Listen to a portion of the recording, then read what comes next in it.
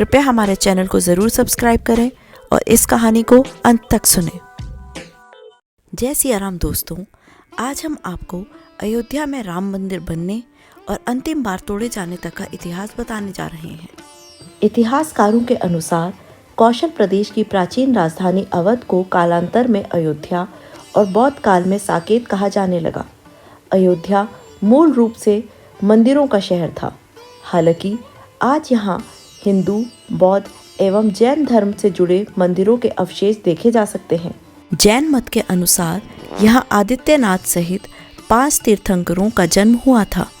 बौद्ध मत के अनुसार यहाँ भगवान बुद्ध ने कुछ माह विहार किया था। अयोध्या को भगवान श्री राम के पूर्वज सूर्य के पुत्र मनु ने बसाया था। तभी से इस नगरी पर सूर्यवंशी राजाओं का राज महाभारत काल तक रहा। यहीं पर प्रभु श्री राम का दशरथ के महल में जन्म हुआ था। महर्षि वाल्मीकि ने भी रामायण में जन्मभूमि की शोभा एवं महत्ता की तुलना दूसरे इंद्रलोक से की है। धन, धान्य व रत्नों से भरी हुई अयोध्या नगरी की अतुलनीय छटा एवं गगनचुंबी इमारतों के अयोध्या नगरी में होने का वर्णन भी वाल्मीकि रामायण में मिलता है। कहते हैं कि भगवान श्री राम के जल समाधि लेने के पश्चात अयोध्या कुछ काल के लिए उजाड़ सी हो गई थी, लेकिन उनकी जन्मभूमि पर बना महल वैसे का वैसा ही था। भगवान श्री राम के पुत्र कुश ने एक बार पुनः राजधानी अयोध्या का पुनर्निर्माण कराया। इस निर्माण के बाद सूर्यवंश की अगली 44 पीढ़ियों तक इसका अस्तित्व आखिरी राजा महाराजा बृहद्वल तक अपने चरम पर रहा। कौशल राज बृहद्वल की मृत्यु महाभारत युद्ध में अभिमन्यु के हाथों हुई थी। महाभारत के युद्ध के बाद अयोध्या उजाड़ सी हो गई, मगर श्री राम जन्मभूमि का अस्तित्व फिर भी बना रहा। उसके बाद यह उल्लेख मिलता है कि ईसा के लगभग 100 वर्ष पूर्व उज्जैन के चक्रवर्ती सम्राट विक्रमादित्य एक दिन आखेट करते करते अयोध्या पहुँचे। थकान होने के कारण अयोध्या में सरयू नदी के किनारे एक आम के वृक्ष के नीचे वे अपनी सेना सहित आराम करने लगे। उस समय यहाँ घना जंगल हो चला था, कोई बसावट भी यहाँ नहीं थी। महाराज विक्रमादित्य को इस भूमि में कुछ चमत्कार दिखाई देने लगे।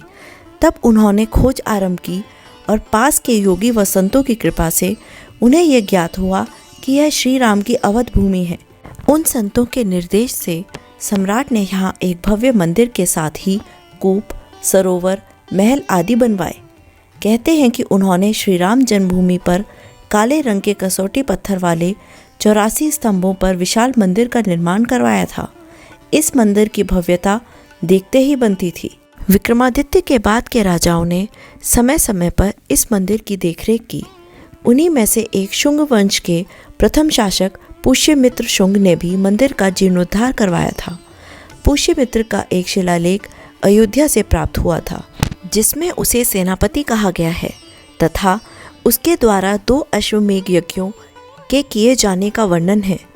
अनेक अभिलेखों से ज्ञात होता है कि गुप्त वंशीय चंद्रगुप्त द्वितीय के समय और तत्पश्चात काफ़ी समय तक अयोध्या गुप्त साम्राज्य की राजधानी रही। गुप्तकालीन महाकवि कालिदास ने अयोध्या का रघुवंश में कई बार उल्लेख किया है।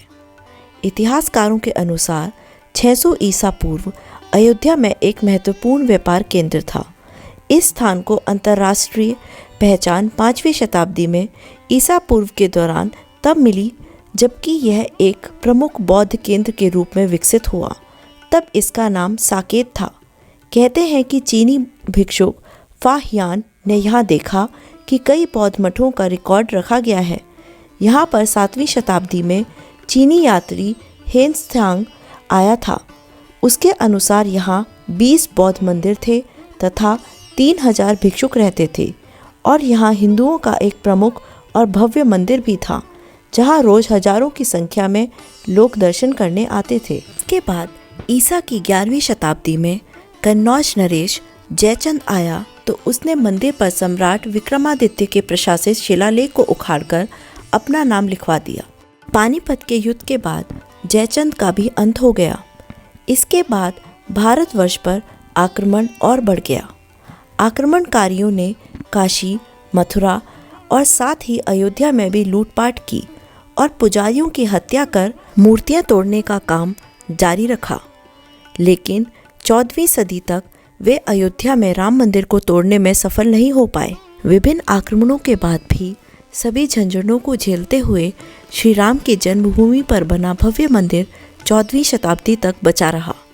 कहते हैं कि सिकंदर लोदी के शासनकाल के दौरान यहाँ मंदिर मौजूद था।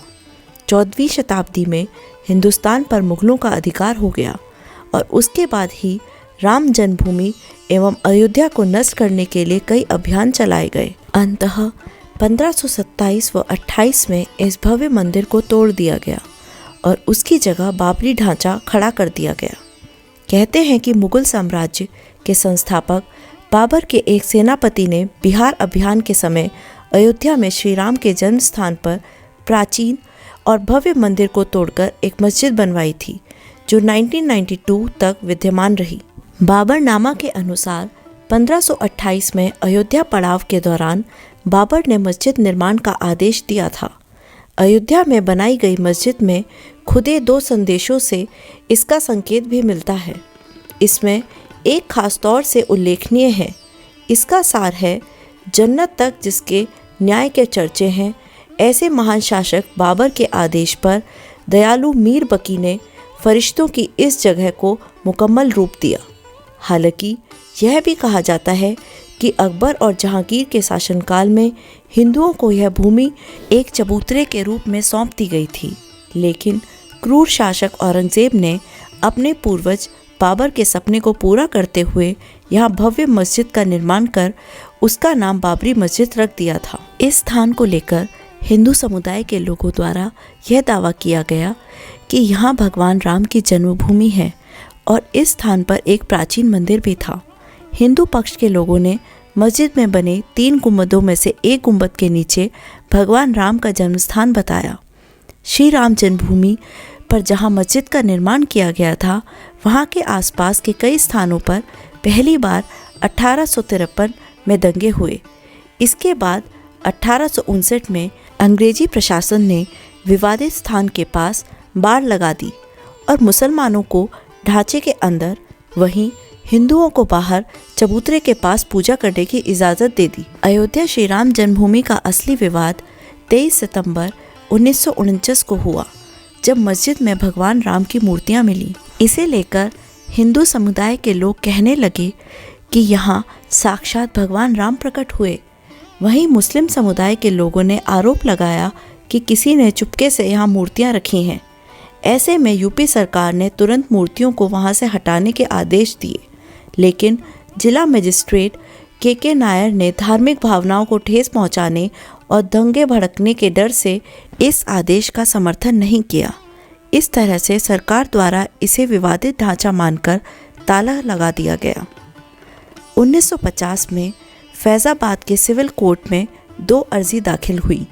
इसमें से एक तो विवादित भूमि पर रामलला की पूजा की इजाज़त और दूसरी मूर्ति रखे जाने की इजाज़त पर थी। सन 1961 में यूपी सुन्नी वक्फ बोर्ड ने एक अर्जी दाखिल की और विवादित भूमि पर पोजीशन और मूर्तियों को हटाने की मांग की। 1 फरवरी 1986 में यूसी पांडे की याचिका पर फैज़ाबाद के जिला जज KM पांडे ने हिंदुओं को पूजा करने की इजाज़त दे दी और ढांचे पर लगे ताले को हटाने का आदेश दिया।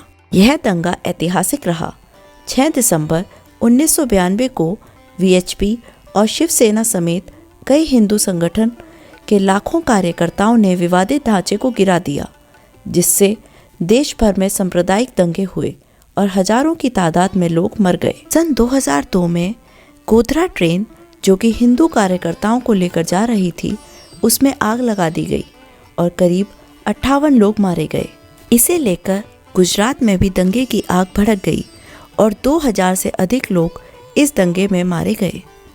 सन 2010 इलाहाबाद हाईकोर्ट ने फैसले पर विवादित भूमि को सुन्नी वक्फ बोर्ड, रामलला विराजमान और निर्मोही अखाड़ा के बीच 3 बराबर हिस्सों में बांटने का आदेश दिया। सन 2011 में अयोध्या विवाद पर इलाहाबाद हाईकोर्ट के फैसले पर सुप्रीम कोर्ट ने रोक लगा दी। सन 2017 में सुप्रीम कोर्ट ने आउट ऑफ कोर्ट सेटलमेंट का आह्वान किया और भाजपा के कई नेताओं पर आपराधिक साजिश आरोप बहाल किए गए। 8 मार्च 2019 को सुप्रीम कोर्ट ने मामले को मध्यस्थता के लिए भेजा और 8 सप्ताह के भीतर कार्रवाई को खत्म करने के आदेश दिए। इसके बाद 1 अगस्त को मध्यस्थता पैनल ने रिपोर्ट पेश की और 2 अगस्त को सुप्रीम कोर्ट मध्यस्थता पैनल मामले में समाधान निकालने कामयाब नहीं रहे।